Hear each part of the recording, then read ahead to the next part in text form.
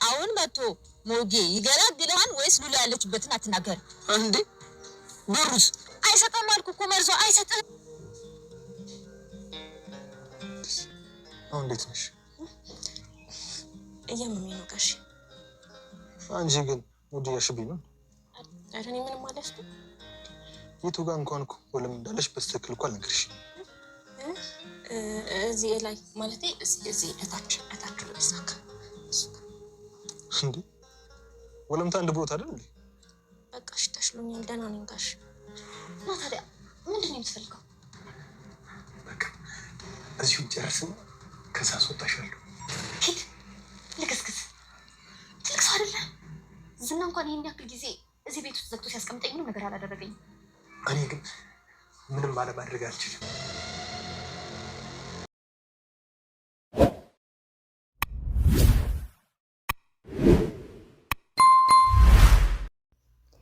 ትህትና ራሷን ለማጥፋት ሙከራ ብታደርግም ግን ምንም አልሆነችም። በህይወት ተደርሶባታል ማለት ነው። እሱም እንግዲህ ራሷን ስታ በወደቀችበት ጊዜ ዝና እንደ ማንኛውም ጊዜ ሊጎበኝት እንግዲህ ውሃና በጣሽ እንጀራ ይዞላት እንደሚመጣው ሲመጣ ራሷን ስታ ወድቃ ያገኛታል ማለት ነው። እሱም በጣም በመደንገጥ አንቺ ከሃዲ ራስሽ ላይ ራስሽን ለማጥፋት ሙከራ አርግተሽ ነው ወይስ ምን አባሽ አርግተሽ ነው? አንቺ ህይወት ዝም ብለሽ አንቺ በፈለግሻት ጊዜ የምታጠፊያት አይደለችም፣ እኛ በፈለግናት ጊዜ እንግዲህ እንጂ በማለት እንግዲህ ቀጥታ ይዟት ወደ ሆስፒታል ሄዶ ህይወቷን ለማትረፍ ችሏል ማለት ነው። እንግዲህ ዝና የሰው ልጅ አዛኝ ሆኖ ሳይሆን ነገር ግን የእሷ ህይወት ለታላቅ ነገር በሚሊዮን በዶላር ስለተቆጠረላቸው ያገኙበት ነገር ስላለ ነው ማለት ነውና እሷም እንግዲህ ተስፋ በመቁረጥ እንደሆነ ሞታለሁ መሞቴ አይቀርም እያለች እሱንም እንግዲህ ልክ ልኩን እየነገረችው ትገኛለች ማለት ነው። እሱም እስቲ ንገሪኝ ልኬ ምንድን ነው? እስቲ ልኬ ንገሪኝ እያላት ነበርና እሷም እንግዲህ ነገ ትወድቃለህ፣ ትቸገራለህ፣ ትሞታለህ እያለችው ነበርና እሱ ግን እኔ በጭራሽ አልሞትም ነው ያላትና ሞት እኔ በዞርኩበት አይዞርም ነበር ያላት። እሱም ግን ግድ የለህም ትሞታለህ፣ አንድ ቀን ወድቀህ ብቻህን ትቀራለህ፣ አንድ ቀን ደግሞ የምትበላው የምትጠጣውም አተክም ሊርብክ ይችላል። ዛሬ ጉልበት ያለክ የሚመስልክ ነገ ጉልበት አተክ በሰዎች እጅ ላይ ልወርቅ ትችላለህ ነበር ያለችውና እሱም እንግዲህ እንደውን ተስፋ ቆርጠሻል በያ ወጊኝ ደግሞ ቢላውን ከየት አምጥተሽ ነው ራስሽን እጅሽን የቀደርሽው? ነይ ወጊኝ በይ ቢላውን አምጪና ሲላት እንግዲህ እሷ አምርራለች። እውነት ቢላውን እንግዲህ ለመፈለግ ሙከራ እያደረገች ነበር ልወጋው ማለት ነው እሱንና እሱ ግን እኔ በፍጹም አልሞትም አላልክም እንዴ? እንዴት ነው ታዲያ የማይሞትን ሰው በቢላ ልወጋ ሙከራ ማደርገው እኔ ነበር ያለችውና ስለዚህ እኔ በሞትም ብኖርም አንድ ቀን ግን እንዳትረሳ መውደቅህ እንደማይቀር መሞትህ እንደማይቀር እንዳትረሳው ነበር ያላት እና እሱም ቃል አልገባልሽም ለዚህ ነገር እኔ ነበር ያላት እንግዲህ እና ዛሬ ጎበዝ የመሰሉ ነገ ይወድቃሉ። ዛሬ አለን ያሉ ነገ ደግሞ የላቸውም በሰዎች እጅ ላይ ይገኛሉ ማለት ነውና እንግዲህ ትህትና ህይወቷ መትረፉ ደስ ብሎናል። ነገር ግን ከዝና የባሰው አውሬው እንግዲህ ልክስክሱ ሰውዬ ጠበቃ የተባለው እጅ ላይ ወድቃለች ማለት ነው። እሱም ከሷ ጋር ቁጭ ብሎ ነበረ። ነገር ግን ዝና አብረሃት ቁጭ በል ነው እንጂ ያለው ሌላ ነገር ምንም የተማረው ነገር የለምና እሱ ግን በሉላ ላይ ያደረገው ሙከራ እሷ ላይም ለማድረግ ሙከራ እያደረገ ይገኛል ማለት ነው። እሷም እንግዲህ አስወጣኝና ሚስት ከሌለህም አገባሃለው ነበር ያለችውና እሱም እንግዲህ አይ በቃ እንዴ ከዚህ ወጥተሽ ምን ዋስትና አለኝ ብታመልጭኝስ አላቅም ብትይኝስ ስለዚህ እዚሁ ያለውን ነገር እንፈጽምና አስወጣሻለው ነበር ያላትና እሷን ግን ምን አይነት ውሻ ነህ ልክስክስ ትልቅ ሰው አይደለህም እንዴ ነበር ያለችውና እሱ ግን ምንም ትልቅ አይደለም እንደዚሁም ዘፈንም እያንጎራጎረላትም ነበረ።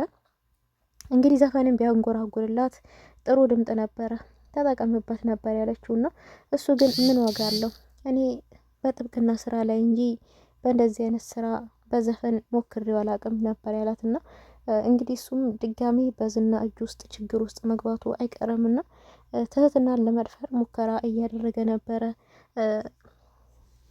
ዝና ግን ጠርጥሯል። ያ ውሻ ልክስክስ ሰውዬ ከትህትና ጋር አንድ ቦታ ነትቻቸው የመጣሁትኝ እሱ ከሉላ ላይም ያልተመለሰ ከዚች ልጅ ላይ ደግሞ ይመለሳል ብዬ አላስብም እያለ ነበረና እንደዚሁ እንግዲህ መርዙ ደላላውንም እያስጨነቁት ይገኛሉ። እሱም እንግዲህ ሉላ ያለችበትን ቦታ ልትነግረን ይገባል፣ የገባህበት ገብተህ ገንዘብ የፈለከውን በእጅ ሰጥሃለሁ እያለ እንግዲህ በገንዘብ እያታለለው ይገኛል ማለት ነው። ይሄን የሰማች ዳጣ ግን እሷም እንዴት እንደዚህ ታደርጋለህ? ይሄ ሰውዬ ገንዘብም አይሰጥህም፣ ገንዘቡንም ቢሰጥህ ህይወትህ ሲኦል ነው የሚሆነው ነበር ያለችውና እሱም እንግዲህ ይህን ሁሉ ገንዘብ ትቼ እንዴት ታውትኛለሽ? ይህን ሁሉ ገንዘብ ነበር ያለው። እንግዲህ እያፈላለገ ነበረ።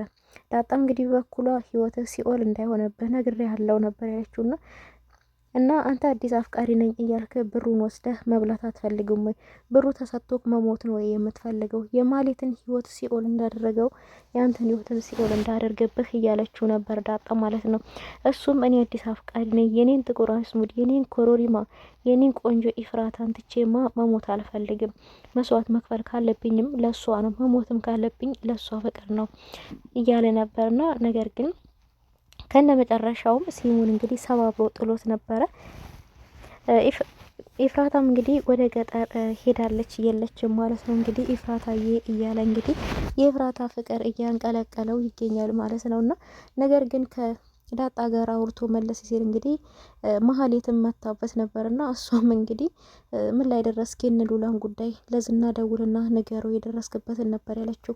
እሱም እንግዲህ አንቺ ሴትዮ ሴጣንሽ እንዴ ተፋችኝ ባክሽን፣ እኔ እኮ አዲስ አፍቃሪ ነኝ ነበር ያላትና እኔ አዲስ አፍቃሪ ነኝ፣ ስለዚህ የማፈቅራትና የምወዳትን የኔን ጥቁር አዝሙድ ትቼ መሞት አልፈልግም። ለሷ ስል ማንኛውንም መስዋዕት ከፍላለሁ። በሞት እንኳን እዚህ ሞታ ላይ ለፍቅር ሲል ሞተ ተብሎ ሐውልት ይሰራልኛል ነበር ያለውና እሱም የሞትክበትን ሐውልት ነው ወይስ የምላስ ሐውልት ነው የሚሰራልህ? እንደሆን ካንተ ምላሳም ነህ ነበር ያለችውና አይ እንደዚህማ አትይኝም ነበር ያለትና እንግዲህ ምንድን ያደረገችው ኢፍራታ ደግሞ ላንተ አትሆንህም፣ እሷ ገንዘብ ወዳድ ናት፣ በፍጹም ላንተ አትሆንህም፣ ዝም ብለህ ጊዜን አትፍጅ ነበር ያለችውና እሱም እንዴ አንቺ እህቷ አይደለሽ እንዴ? እንዴት እንደዚህ ታደርጊያለሽ? አንቺ እህት አይደለሽም፣ ጠላት ነሽ፣ የእህት ጠላት። ደግሞ እኔና እናንተ ተዛምድናል፣ ምንም ቢሆን ምንም እህትሽን ያፈቀርኩት፣ ለወደፊትም ደግሞ እንጋባለን። ስለዚህ እጅሽን አውጪ ከዚህ ጉዳይ ውስጥ፣ አገባሽም፣ እየመጣሽ አትጨቅጭቅኝ። እኔ ሉላ የምትባል ሰው በጭራሽ አላቅም። እኔ ሉላ የምትባለውን እማቀው የጠየኩትም ያገኘሁት የኢቢኤስ ሉላ ነው። ከዛ ውጪ ሉላ የምትባል ሰው የለችም። አከራዮች ያለችኝም ሰዎች ተጠይቃቸው እዚህ ሰፈር ሉላ የምትባል ሴትዮ በሰው በጭራሽ እቤት ተከራይታ አልመጣችም ብለውኛል። ስለዚህ ተፋችኝ ባክሽ ነበር ያላትና እሷን እንግዲህ በቆመችበት ትቷት ሲሄድ እንግዲህ ከፊቱ እየገጠመው ሌላ ያላሰበው ነገር ነበረ ማለት ነውና ቅድስትም እንግዲህ እግሯን ወለም ብሏት ነበርና እውነት ወለም ብሏት ነው ቅድስት ስታንኮል ነው እያደረገች ያለችውና በጠዋት ተነስታ እንግዲህ እግሯን ጠቅልላ ቁጭ ብላ ነበር ሶፋ ላይ። መድብል እንግዲህ ከእንቅልፉ ሲመጣ ሳያት ትክክል አይደለችም እና ምን ሆነሻል? በጠዋት እግርሽን ሶፋ ላይ ዘርግተሻል ቢላትም እንግዲህ እሷም ምንም አልሆንኩም ትንሽ ወለም ብሎኝ ነው ነበር ያለችውና ምን ስታረጊ ነው እና በጣም ተጎዳሽ እንዴ ቢላትም እንግዲህ አይ በጣም አልተጎዳውም ትንሽ ነው ብቻ እዚህ ጋር ሰኮሽና ወደዚህ ወደ ሳሎን ስመጣ እግሬን ወለማለኝ ነበር ያለችውና ሲመስለኝ እንክብካቤ ፈልጋ ይመስለኛል ቅድስት ማለት ነው። ጋሼ ግን እንክብካቤ ይችልበታል ስላላችሁና እሱም እንግዲህ በቃ ውልምታ ከሆነ ወይ ኦጌሻ ይጠራልሽ፣ እኔ ደግሞ እኮ የማሸት ችሎታም አለኝ፣ ወይኔ አሸት ላድርግሽ ልሽልሽ፣ ውለምታም ከሆነ ስብራትም ካልሆነ ደግሞ ወደ ሆስፒታል ወደ ሐኪም ሄደሽ መመርመር አለብሽ፣ ካልሆነ ደግሞ ኦጌሻ መጥቶ ሊያሽሽ ይገባል ቢላትም አይ ነበር ያለችው። እንግዲህ ይተወኛል ትንሽ ነው ነበር ያለችው። ልሽልሽ ቢላትም እንግዲህ አይሆንም፣ ባይሆን ግን ጋሼ ቢያሽልኝ ይሻላል ነበር ያለችውና መድብል ግን ተንኮለኛ ከተብሎ ስቆም ጋሼ ቢያሽ ይሻላል ብሎ እንግዲህ ብሩክን ይጠራላትና እሱም ብሩክን ጠርቶት እንግዲህ ቅድስት እግሯ ወለም ብሏታል እና ቫዝሊን ያዝና እሽላት፣ እጇንም እግሯንም እሽላት፣ የቀኝ እግሯን ነው እጇን ነው ወለም ያላት ቢል እሷም እንግዲህ አረ የቀኝ እጄን አይደለም እግሬን ነው ምን ሆነ ነው መድብል ብትለውም እንግዲህ እሱም እንደዛ ነው እንዴ ተሳስቼ እኮ ነው ችግር የለም ሁለቱንም እግሮችሽን ይሽልሽ በማለት እንግዲህ ተደጋጋሚ ብሩክና ቅድስት ወለም ብሏታል። አሸት አድርግላት እግሯን ነበር ያለውና እሱም ሲመጣ እንግዲህ ምንድነው እሱ የተፈጠረው ቅድስት ምን ሆነሻል ቢላትም እግሬን ወለም ብሎኛል ብላለች። እንግዲህ እሽላት እግሯን ነበር ያለውና እሱ እንግዲህ መድብል አንተ ነህ ችሎታ ያለህ፣ እኔ እኮ ችሎታ የለኝም የማሸት ለምን አታሽላትም ነበር ያለውና መድብል እንግዲህ አይ እኔ ቆይቻለሁ እግር ታሸው አሽቼ አላቅም፣ ስለዚህ አንተው ሽላት በደንቡ ሽላት፣ በዛው ልቧንም ሽላት ነበር ያለው። መድብል እንግዲህ ነገሮቹ ወደ ሌላ አዙሮታል ማለት ነው። እንግዲህ ልቧንም ሽላት ብሎ ካጠገቡ የወጣው ማለት ነው። ቅድስት ምን ጋር ወለም እንዳላት ሳታውቀው ብቻ እግሬን ወለም ያለኝ ስላለችው ዝም ብሎ እግሯን በቫዝሊን እያሸላት ነበረ ብሩክ ማለት ነው። እሱም እንግዲህ በመጠርጠር አንቺ ልጅ ሙድ እያሽብኝ ነው እንዴ ቆይ ነበር ያላት እና አረ ሙድ እያስኩባህ አይደለም ወለም ብሎኝ እኮ ነበረች ምን ጋር ወለም ያለሽ ቢላትኝ እንግዲህ የምትናገርበትን ቦታ ራሱ አላወቀችውም እና እንግዲህ በመፈራይ በቃ ተወትቶኛል ነበር ያለችው።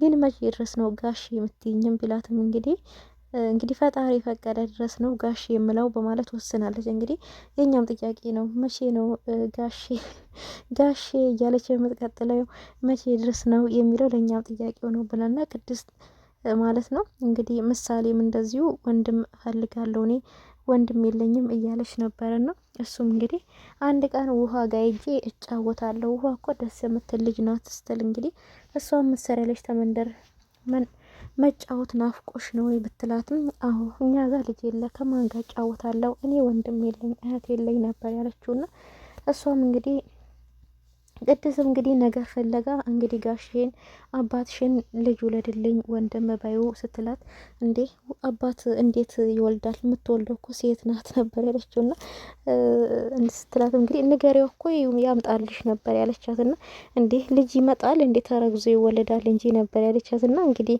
ምሳሌ በጣም እያደገች እየጠነከረች ነው እያየናት ያለነውና ከበፊቱ እንግዲህ አይናችን ላይ እያደገች ነው። እንግዲህ እሷም እንደዛ ከሆነማ እኮ ለጋሽ ንገሪዋ ወንድም እፈልጋለሁ ብለሽ ለአባትሽ ንገሪው እኔ ልጅ እንዳመጣልሽ ነበር ያለቻትና እሷም በቃ እኔ ለአባዬ እነግረዋለሁ ወንድም ፈልጋለሁ ብዬ እነግረዋለሁ ነው ያለችውና ቅድስት እንግዲህ ወንድም ልታመጣላት ነው ማለት ነው ለምሳሌ።